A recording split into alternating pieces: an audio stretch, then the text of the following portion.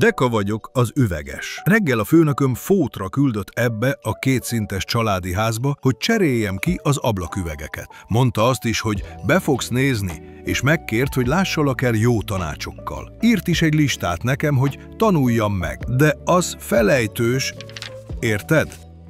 Ő nem vágja a témát. Na ide figyelj! Mondom a lényeget, de tényleg figyelj, mert nem mondom el kétszer. Igazad van, jó az új műanyagablak,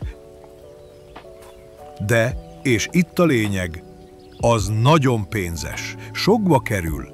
Én sem vagyok egy olcsó János, de a töredékéből kihozom. Ha csak az ablaküvegeket cserélem ki, az is legalább 3-szoros javulás a szigetelésben.